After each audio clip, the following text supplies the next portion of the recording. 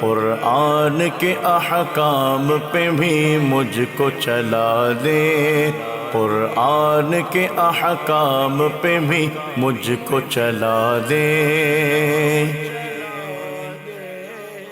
الحمدللہ رب العالمین، والصلاة والسلام علی سید الانبیاء والمرسلین، اما بعد فاعوذ باللہ من الشیطان الرجیم، بسم اللہ الرحمن الرحیم۔ محترم ناظرین کرام، آپ دیکھ رہے ہیں پروگرام احکام قرآن۔ سورہ لقمان ہمارے مطالعے میں ہے۔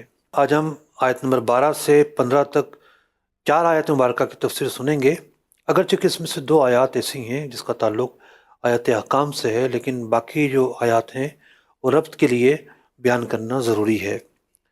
سب سے پہلے بڑھتے ہیں آیت نمبر 12 کی طرف، تلاوت اور ترجمہ سنتے ہیں۔ قرآن رہنما ہے، جنت کا راستہ ہے۔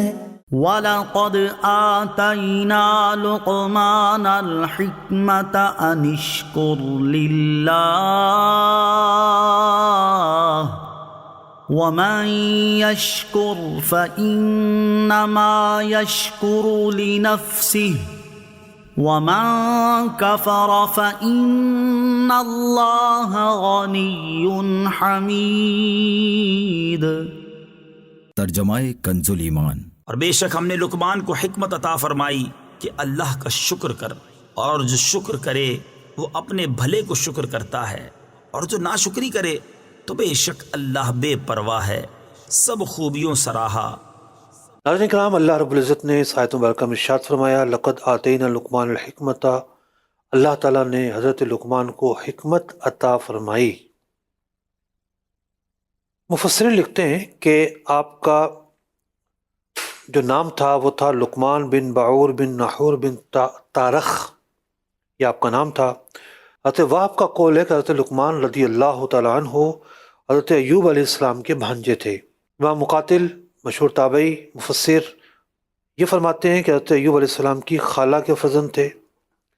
مفسر واقدی نے کہا کہ بنی اسرائیل میں آپ قاضی تھے، اور یہ بھی کہا گیا کہ 1000 سال تک آپ زندہ رہے، حضرت داؤد علیہ السلام کا زمانہ پایا، ان سے علم اخذ کیا، ان کے زمانے میں فتویٰ دینا ترک کر دیا، اگرچہ کہ اس سے پہلے آپ فتویٰ دیا کرتے تھے۔ آپ کی نبوت میں اختلاف ہے۔ اکثر علماء کی رائے یہی ہے کہ آپ حکیم تھے، نبی نہ تھے، یعنی ایک دانا فرد تھے۔ اللہ تعالیٰ نے ایک خاص حکمت اور فراست آپ کو عطا فرمائی تھی، لیکن آپ کو نبوت عطا نہیں فرمائی۔ اب حکمت کسے کہتے ہیں؟ بعض نے کہا کہ معرفت اور اصابت فی الامور کو حکمت کہتے ہیں، یعنی ایک شخص ہوتا ہے، وہ فیصلہ کرتا ہے، وہ درست فیصلہ کرتا ہے، وہ قدم قدم پر جو ہے وہ چوٹیں نہیں کھاتا، تو اس کے اندر اللہ نے حکمت عطا کی ہوتی ہے، ایک فراست کا نور عطا کیا ہوتا ہے۔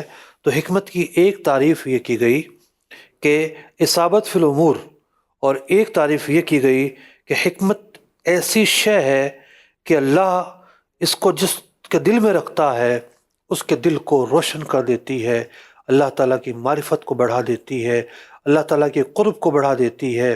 اللہ کی ایک تجلی کا نام حکمت ہے، اور اللہ تعالیٰ فرما رہا ہے وَلَقَدْ آتَيْنَا لُقْمَانَ الْحِكْمَةَ، اللہ نے حضرت لقمان رضی اللہ تعالیٰ عنہ کو حکمت عطا کی۔ اب آگے اللہ کا خطاب، انشکر للہ، کہ جب اللہ نے اتنا بڑا احسان کیا ہے تو پھر اللہ کا شکر ادا کرو۔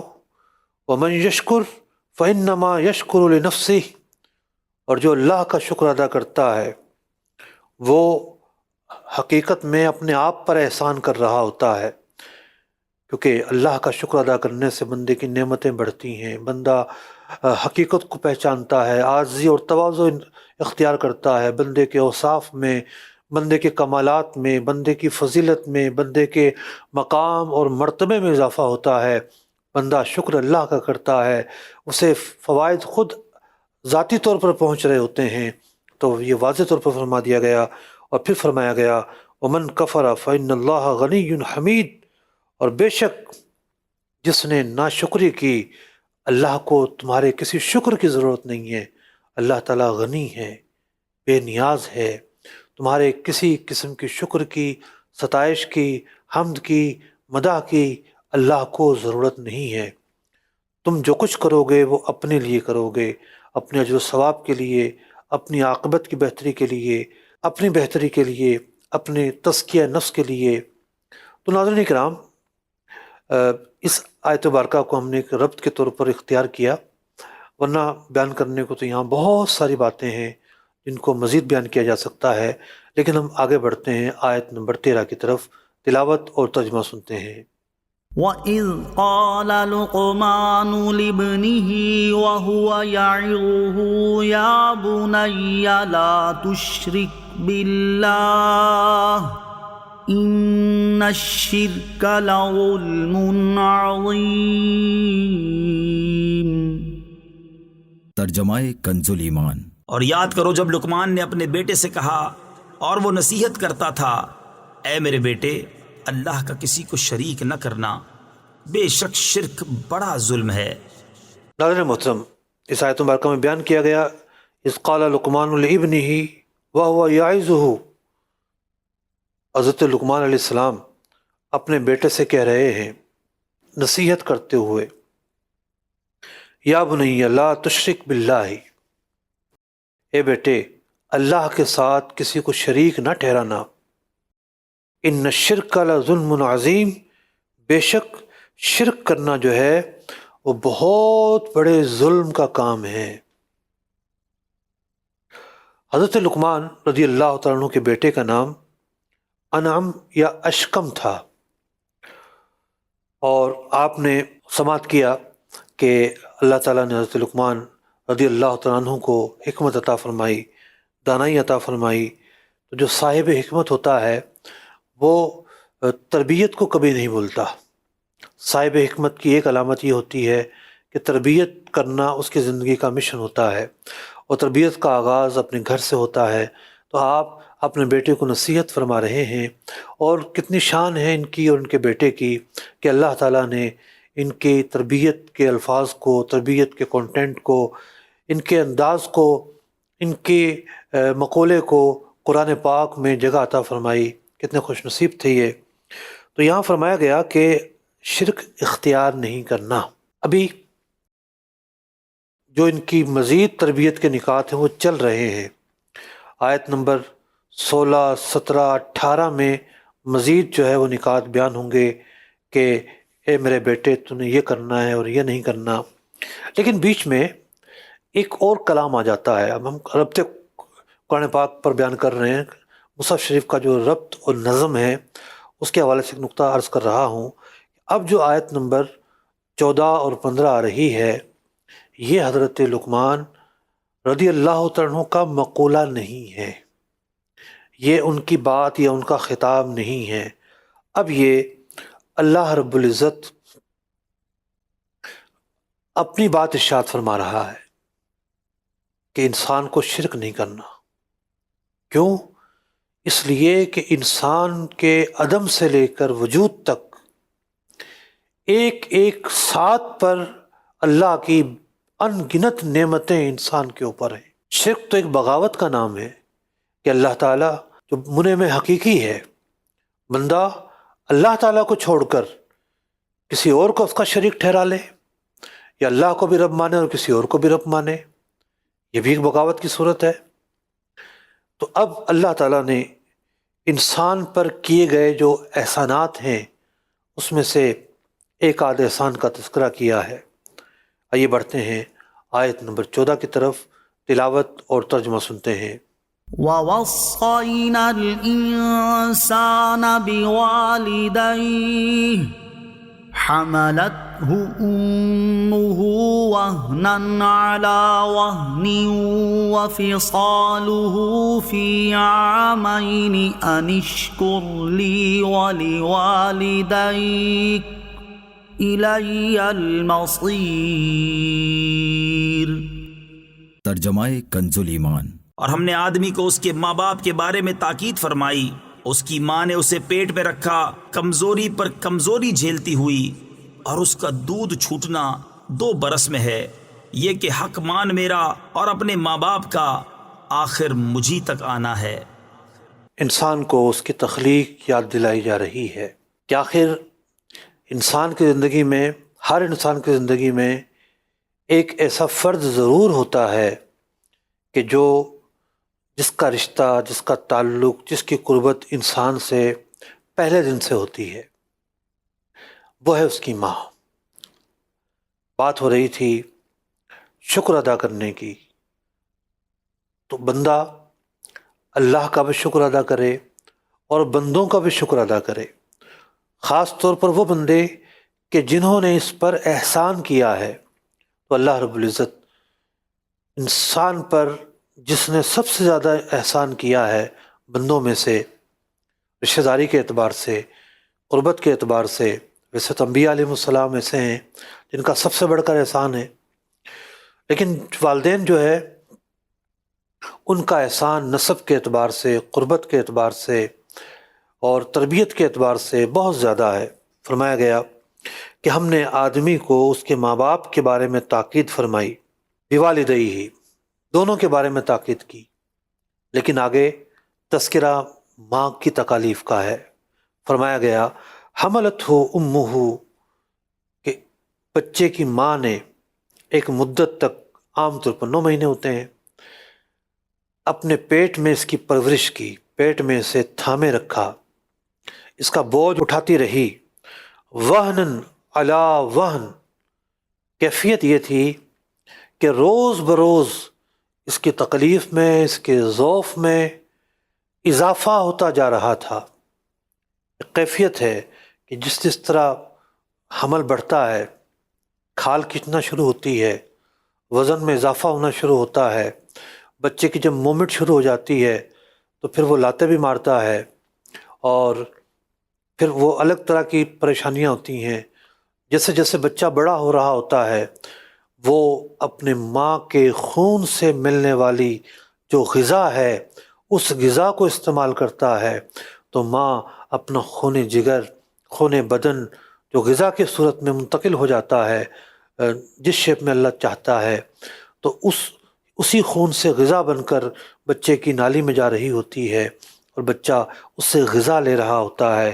تو یوں بھی ماں کا ضعف روز بروز بڑھتا چلا جاتا ہے۔ جب بچے کی عمر بڑھ رہی ہے، 4واں مہینہ، 5واں مہینہ، 6واں، 7واں، 8واں، تو اب اس کی خوراک بھی بڑھ رہی ہے۔ تو قرآن نے نقشہ کھینچا وہنن علی وہن، کہ انسان جو ہے وہ ماں کے پیٹ میں ہے اور ماں کی تکالیف میں، دشواریوں میں، دقتوں میں روز بروز اضافہ ہو رہا ہے۔ فرمایا وَفِصَالُهُ فِي عَامَيْن، بچہ پیدا ہو جاتا ہے اور پھر 2 سال تک ماں اسے اپنے سینے سے چمٹا کر رکھتی ہے، 2 سال تک دودھ پلاتی رہتی ہے، اور 2 سال کے بعد ہی دودھ پلانا موقوف کرتی ہے۔ وصینا الانسان، ہم نے انسان کو وصیت کی، نصیحت کی، بوالدیہ، کہ اپنے والدین کے ساتھ حسن سلوک سے پیش آئے، انشکر لی ولی والدی کا، کہ وہ اللہ کا شکر ادا کرے اور اپنے والدین کا بھی شکر ادا کرے۔ حضرت امام سفیان بن عیینہ رحمۃ اللہ تعالی فرماتے ہیں جو بندہ روزانہ 5 وقت کی نماز ادا کرتا ہے اس نے اللہ کا شکر ادا کر لیا۔ نماز کے اندر بدنی عبادت بھی ہے، بندہ اپنے اعضاء کے ذریعے، اپنے جوارح کے ذریعے اللہ کا شکر بجا لاتا ہے۔ شکر نام ہے تعظیم کا۔ جب ہم کسی کا شکریہ ادا کرتے ہیں بندوں میں سے تو بڑی لجاجت کے ساتھ ادا کرتے ہیں، جناب بڑا شکریہ آپ کا، بہت مہربانی آپ کی۔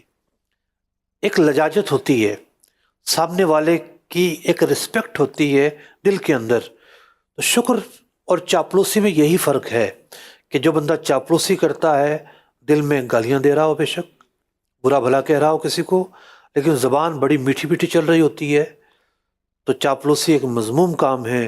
جب شکر پایا جائے گا تو شکر کے اندر رسپیکٹ ایک بنیادی جز ہے، پھر جیسا فعل اتنا شکر، اور جب اللہ کے شکر کی بات آتی ہے تو شکر نام ہے تعظیم کا، تو بندہ تعظیم کا اعلیٰ ترین طریقہ اختیار کرتا ہے۔ سجدہ نام ہے غایت تزلزل کا، کہ بندہ اپنے آپ کو، اپنی پیشانی کو مٹی پہ رکھ کر اللہ کی حمد بجا لاتا ہے، سبحان ربی الاعلی، میرا رب پاک ہے جو اعلیٰ ہے۔ اپنی حیت، اپنے جسم کو بچھا کر، عاجزی اور تواضع کا طریقہ اپنا کر، پیشانی کو زمین پر بسا کر اور جچا کر بندہ اللہ کا شکر بجا لاتا ہے۔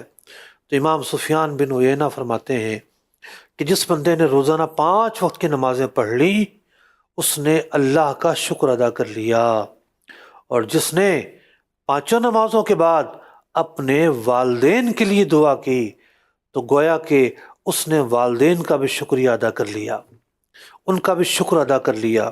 خیر، یہ والدین کے شکر کی ایک قسم ہے، والدین کا ایک حق ہے کہ وہ اپنی دعاؤں میں اولاد جو ہے انہیں نہ بھولیں، اور یہ دعا کرے رب ارحمہما کما ربیانی صغیرا، اے مولا کریم جس طرح میں چھوٹا تھا میرے والدین کا رحم، ان کی شفقت میرے ساتھ ساتھ تھی، جس طرح انہوں نے مجھ پر رحم کیا، میں ناتواں تھا، میں ضعیف تھا، میں محتاج تھا، لیکن میرے والدین مجھے سنبھالتے تھے۔ رب ارحمہما، اے اللہ میرے والدین اب تیرے رحم کے محتاج ہیں، تو ہی انہیں معاف کرنے والا ہے، تو ہی ان کے درجات بلند کرنے والا ہے، تو رب ارحمہما کما ربیانی صغیرا، یہ دعا بندہ مانگے۔ اس کی تاکید بیان کی گئی ہے کہ والدین کے احسانات کو مد نظر رکھتے ہوئے بندہ والدین کے لیے مانگ رہا ہے۔ یہ بھی شکر کرنے کا ایک طریقہ ہے کہ جب ہم کسی کا شکر ادا کرتے ہیں تو اس کے احسانات کو سامنے رکھتے ہیں کہ یہ احسان کیا ہمارے ساتھ، یہ احسان کیا، یہ احسان کیا، یہ احسان کیا، تو پھر ان کے لیے جذبہ خیر کیوں نہ ہو دل کے اندر۔ تو یہ طریقہ ہمیں قرآن نے بتایا کہ والدین کے لیے دعا بھی کرنی ہے تو اس کا انداز کیا ہونا چاہیے۔ دوسری بات کہ والدین کے لیے دعا جو ہے وہ ایک ادا ہے، ایک عمل ہے، سارا شکر اسی عمل سے پورا نہیں ہو جاتا۔ والدین کا شکر ادا کرنے کے بہت ساری چیزیں ہیں، میں تھوڑی تفصیل میں بیان کرتا ہوں۔ پہلے میں عرض کروں کہ یہ جو آیت مبارکہ ہے یہ کس اعتبار سے آیات احکام میں سے ہے۔ بچہ کب تک ماں کا دودھ پی سکتا ہے، یہاں اس کی مدت بیان کر دی گئی کہ بچہ جو ہے وہ 2 سال تک ہی ماں کا دودھ پی سکتا ہے۔ اگر 2 سال سے زیادہ پینا روا ہوتا، جائز ہوتا، تو یہاں مدت بیان نہ کی جاتی 2 سال کی، یہ نہ کہا جاتا کہ وَفِصَالُهُ فِي عَامَيْن، کہ بچہ جو ہے وہ 2 سال کے اندر اس کا دودھ جو ہے وہ چھڑوانا پایا جاتا ہے۔ تو یہ ایک غایت مدت ہے، انتہا مدت ہے کہ 2 سال تک بچے کو دودھ پلانا جائز ہے، اور 2 سال کے بعد یہ بات ہو رہی ہے قمری اعتبار سے، چاند کے اعتبار سے دیکھیں گے، انگریزی اعتبار سے نہیں دیکھیں گے۔ 365 دن ہوتے ہیں سال کے، شمسی سال میں، اور جو قمری سال ہوتا ہے اس میں 355-56 دن بنتے ہیں، تو یوں 9-10 دن کا فرق آ جاتا ہے۔ تو 1 دن بھی زیادہ نہیں کر سکتے، حرام ہے، قرآن پاک کی تعلیمات کے خلاف ہے۔ صرف اور صرف 2 سال ماں دودھ پلا سکتی ہے، 2 سال سے زیادہ نہیں پلا سکتی۔ اب ایک تو ہے اپنی اولاد کہ ماں نے اس کو دودھ پلایا، اور ایک ہے کوئی بھی بچہ آ کے کسی بھی عورت کا دودھ پی لے۔ اگر کوئی اور اجنبی بچہ تھا، اولاد میں سے نہیں تھا، تو دودھ پینے والے بچے کا نسب کی طرح رشتہ قائم ہو جاتا ہے اس دودھ پلانے والی سے۔ یہ اس کی رضائی ماں کہلائے گی، دودھ کے رشتے سے ماں، اس کی اولادیں خواہ وہ اس کے ساتھ دودھ پی رہی ہوں، آگے پیچھے دودھ پیا انہوں نے، وہ ساری اس کی بھائی بہن ہو جائیں گی۔ اسی طریقے سے اس عورت کا شوہر اس کا رضائی باپ ہو جائے گا، اس عورت کی بہنیں اس کی رضائی خالہ ہو جائیں گی، اس عورت کے بھائی اس کے رضائی ماموں ہو جائیں گے۔ تو اگر بچی نے دودھ پیا ہے، لڑکی ہے کوئی، تو اس کا شوہر حرام ہو گیا، اس عورت کی اولادیں حرام ہو گئی، اس عورت کے بھائی اس پر حرام ہو گئے، اس عورت کی جو چچا ہیں وہ اس پر حرام ہو گئے۔ تو جس طریقے سے نسب کا رشتہ قائم ہوتا ہے، ویسے ہی دودھ پینے پر نسب جیسا رشتہ قائم ہو جاتا ہے، سوائے کچھ استثناء ہیں چند رشتوں کے بارے میں سوائے ان کے۔ لیکن اس کے بارے میں ایک شرط ہے، وہ شرط یہ ہے کہ بچہ جو ہے وہ 2.5 سال کے اندر اندر دودھ پیے۔ اب یہاں دو باتیں ہیں کہ جی دودھ پلانے کی مدت تو 2 سال ہے، لیکن رضاعت کا رشتہ ثابت ہونے کے لیے 2.5 سال کیوں ہے؟ پہلی بات تو یہ کہ دونوں باتوں میں کوئی تضاد نہیں ہے۔ علماء لکھتے ہیں کہ 2 سال کے بعد بچے کو دودھ پلانا حلال نہیں ہے، حرام ہے، لیکن 2.5 سال تک اگر بچہ دودھ پی لیتا ہے، اگرچہ کہ فعل حرام تھا، اس کو پلانا نہیں چاہیے تھا، لیکن پھر بھی دودھ کی جو مدت ہے وہ ثابت ہو جائے گی۔ اور امام اعظم ابو حنیفہ رضی اللہ تعالیٰ عنہ کا یہی موقف ہے، اور امام اعظم استدلال کرتے ہیں کہ اس آیت مبارکہ سے۔ آئیے ہم اس آیت مبارکہ کی تلاوت اور ترجمہ سنتے ہیں۔ وَوَصَّيْنَا الْإِنسَانَ بِوَالِدَيْهِ إِحْسَانًا حَمَلَتْهُ أُمُّهُ كُرْهًا وَوَضَعَتْهُ كُرْهًا وحمله وفصاله 30 شهرا حتى إذا بلغ أشده وبلغ 40 سنة قال رب أوزعني أن أشكر نعمتك التي أنعمت علي وعلى والدي وأن أعمل صالحا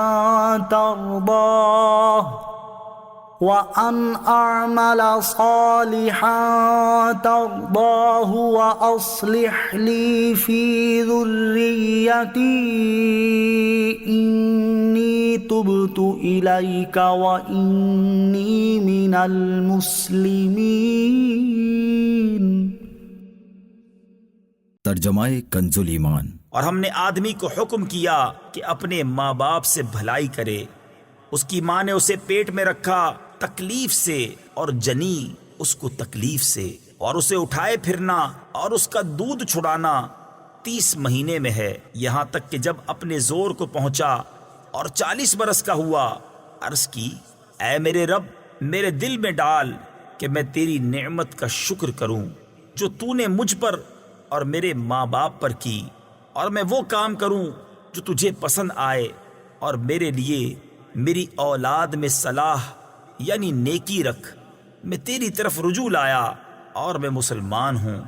ناظرین کرام، اس آیت مبارکہ کی تلاوت اور ترجمہ آپ نے سنا۔ یہی آیت مبارکہ ہے کہ جس میں 2.5 سال کی جو مدت ہے اس کو سامنے رکھتے ہوئے امام اعظم بیان کرتے ہیں کہ بچہ اگر 2.5 سال کی عمر تک دودھ پی لیتا ہے کسی عورت کا تو مدت رضاعت ثابت ہو جائے گی۔ اور یہ جو سورہ لقمان کی آیت مبارکہ ہے، اس سے اس بات کا استدلال کرتے ہیں کہ 2 سال کے بعد اس کو دودھ پلانا جائز نہیں ہے۔ تو ناظرین کرام، دودھ کے رشتے کے حوالے سے جو بات چل رہی تھی، مسائل تو بہت سارے ہیں، اس کے بہت سارے سوالات ہو سکتے ہیں۔ بعض لوگ کہتے ہیں کہ جی 2.5 سال کے بعد بھی پی لے تب بھی کوئی ایشو نہیں ہے، مطلب کوئی ایشو مراد نہیں ہے کہ مدت رضاعت ثابت، وہی مدت رضاعت ہے، دودھ کا رشتہ ثابت ہو جائے گا۔ ایسا نہیں ہے، یہ بات غلط ہے۔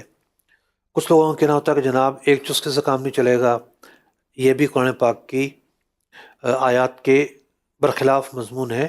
ایسا نہیں ہے، بلکہ یہ ضروری ہے کہ اگر ایک گھونٹ بھی بچے نے پی ہے مدت رضاعت میں تو دودھ کا رشتہ ثابت ہو جائے گا۔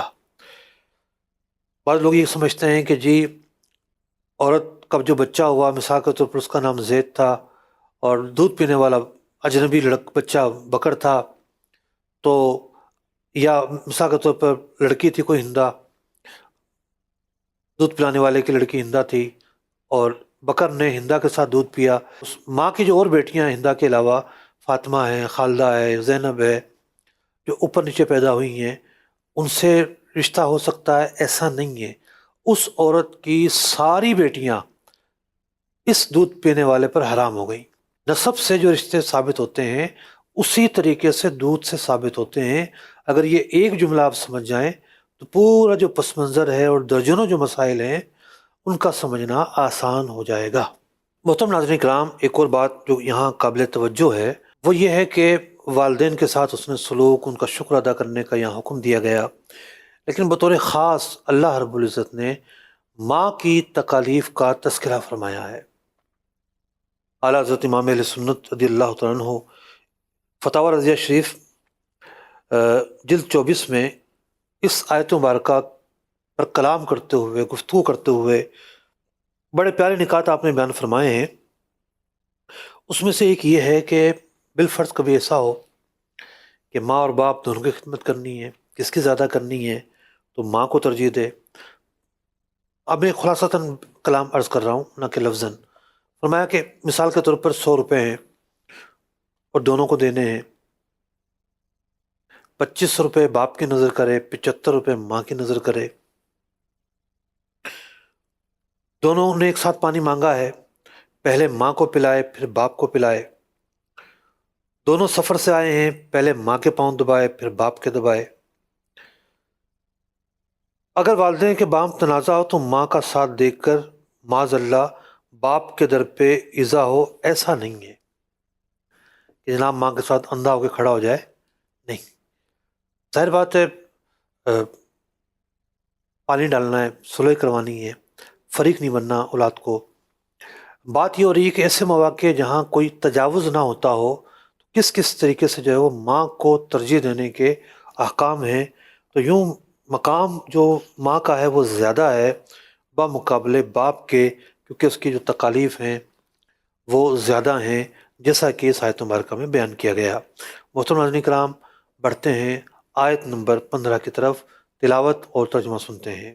وَإِن جَاهَدَاكَ عَلَىٰ أَن تُشْرِكَ بِي مَا لَيْسَ لَكَ بِهِ عِلْمٌ فَلَا تُطِعْهُمَا وَصَاحِبْهُمَا فِي الدُّنْيَا مَعْرُوفًا وَاتَّبِعْ سَبِيلَ مَنْ أَنَابَ إِلَيَّ ثُمَّ إِلَيَّ مَرْجِعُكُمْ فَأُنَبِّئُكُم بِمَا كُنتُمْ تَعْمَلُونَ۔ ترجمہ کنز ایمان۔ اور اگر وہ دونوں تجھ سے کوشش کریں کہ میرا شریک ٹھہرائے ایسی چیز کو جس کا تجھے علم نہیں، تو ان کا کہنا نہ مان، اور دنیا میں اچھی طرح ان کا ساتھ دے، اور اس کی راہ چل جو میری طرف رجوع لایا، پھر میری ہی طرف تمہیں پھر آنا ہے تو میں بتا دوں گا جو تم کرتے تھے۔ ناظرین کرام، اس آیت مبارکہ کے 2 حصے ہیں۔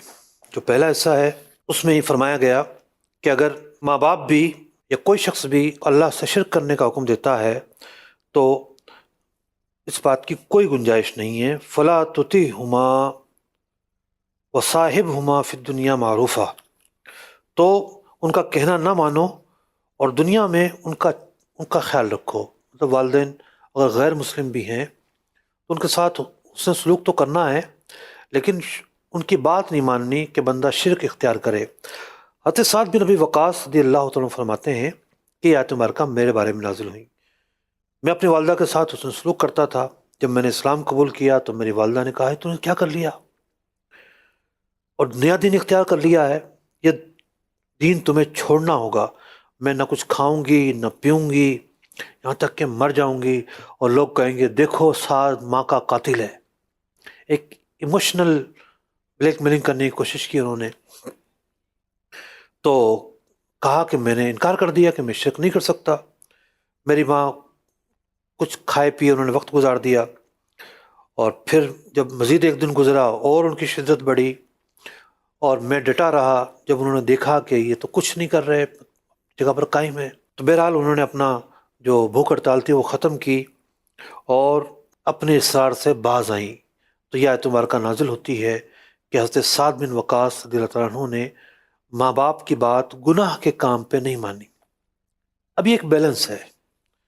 بعض لوگ بس صرف ماں باپ کی باتوں میں آ کر شریعت کی خلاف ورزی پر اتر آتے ہیں. ماں باپ نے کہا ہے لائٹ نہیں رکھیں گے، ماں باپ اچھا نہیں سمجھتے یہ کام نہیں کریں گے، ماں باپ اچھا نہیں سمجھتے یہ کام نہیں کریں گے. قرآن ترجیحات کا ضابطہ میں دے رہا ہے کہ جہاں اللہ اور اس کے رسول کی نافرمانی ہوتی ہو وہاں کسی کی اطاعت جائز نہیں ہے. فرمایا گیا وَاتَّبِعْ سَبِيلَ مَنْ أَنَابَ إِلَيَّ، اور اتباع کرو اس کی کہ جو اللہ والا ہے.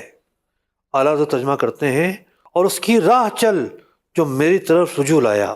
بعض مفسرین نے لکھا یہ حصہ حضرت صدیق اکبر رضی اللہ عنہ کے متعلق ہے کہ جب انہوں نے اسلام قبول کر لیا تو حضرت عبداللہ بن عباس فرماتے ہیں کہ حضرت عثمان، حضرت طلحہ، حضرت زبیر، حضرت سعد بن ابی وقاص، حضرت عبد الرحمن بن عوف، یہ سارے کے سارے ان کے ساتھی آئے اور انہوں نے کہا کہ اچھا آپ نے اسلام قبول کر لیا ہے، ہم بھی اسلام قبول کر لیتے ہیں. تو یہ جو آیت مبارکہ کا حصہ ہے یہ حصہ اولیاء اللہ، پیران عظام، اہل معرفت، اہل طریقت، مربیان، ان کی اہمیت بیان کرتا ہے کہ ان کی اتباع کی جائے کہ جو اللہ کی معرفت میں، اللہ کی محبت میں، اللہ کے طریقے پر ایک بلندی پر پہنچے ہوئے ہیں. وَاتَّبِعْ سَبِيلَ مَنْ أَنَابَ إِلَيَّ، جو اللہ تک پہنچ چکے ہیں ان کی جب بندہ اتباع کرتا ہے تو بہت جلدی وہ اللہ تک پہنچ جاتا ہے. اس لیے شاعر نے کہا ہے کہ اللہ والے ہیں جو اللہ سے ملا دیتے ہیں. یہ آیت مبارکہ بھی بنیادی طور پر آیات احکام میں شامل ہے. حضرت ملا جیون الرحمٰن نے اس کو منتخب کیا. وجہ یہ ہے کہ آج کتنے ایسے نوکری ہیں، ڈیوٹی ہے، دنیاوی طور طریقے ہیں، بہت ساری چیزیں ایسی ہیں، سماجی جو نا وہ رسومات ہیں، سوشل جو نا وہ مینرز ہیں، بہت ساری ایسی چیزیں سوسائٹی کے حوالے سے آ جاتی ہیں کہ بندہ جہاں اللہ کی نافرمانی ان کی وجہ سے کرتا ہے.